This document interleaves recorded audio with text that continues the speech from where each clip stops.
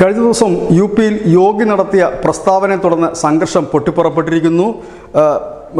മുഖ്യമന്ത്രി യോഗി നിയമസഭയിൽ പറഞ്ഞത് ഗ്യാൻവാപ്പി മധുരയും വിട്ടുതരണം എന്നുള്ള ഒരു പ്രസ്താവനയാണ് നടത്തിയത്. ഇതിനെതിരെ ഒരു വലിയ പ്രതിഷേധത്തിന് ഇദിയാത്ത് ഇ മിലായത്ത് കൗൺസിൽ ആഹ്വാനം ചെയ്തിരുന്നു. ജയിൽ നിറയ്ക്കൽ സമരത്തിനാണ് ആഹ്വാനം നൽകിയത്. സംഘടനാ നേതാവ് റാസാ ഖാന്റെ പ്രസ്താവനയാണ് വലിയ രീതിയിലുള്ള പ്രകോപനത്തിന് കാരണമായത്. ഈ റാസാ ഖാൻ തന്നെയായിരുന്നു ഉത്തരാഖണ്ഡിലെ നടന്ന സംഭവത്തിനും പ്രസ്താവനയുമായി രംഗത്തെത്തിയത്. ഏതായാലും ഈ ഇത്തിഹാദ് ഇ മിലായത്ത് എൻ്റെ കൗൺസിൽ ആ മെമ്പർമാരെല്ലാം നിസ്കാരത്തിന് ശേഷം നടത്തിയ മാർച്ച്, ജയിൽ നിറയ്ക്കൽ മാർച്ച് അക്രമാസക്തമാകുകയായിരുന്നു. തൊട്ടടുത്തുള്ള വീടുകൾക്ക് നേരെ കല്ലെറിയുകയും വലിയ രീതിയിലുള്ള കല്ലേറ് നടത്തുകയും ചെയ്തിരുന്നു. ഇതോടുകൂടി തന്നെ യു.പിയിൽ ജാഗ്രതാ നിർദ്ദേശം പ്രഖ്യാപിക്കപ്പെട്ടിരിക്കുകയാണ്. ബറേലി ഷഹമത്ത് ഗഞ്ചിലാണ് അക്രമ സംഭവങ്ങൾ അരങ്ങേറിയത്. ഏതായാലും ഉത്തരാഖണ്ഡിനോട് ചേർന്ന് കിടക്കുന്ന ഒരു പ്രദേശം തന്നെയാണ് ഉത്തർപ്രദേശിൻ്റെ ഭാഗം തന്നെയായിരുന്നു ഉത്തരാഖണ്ഡ്.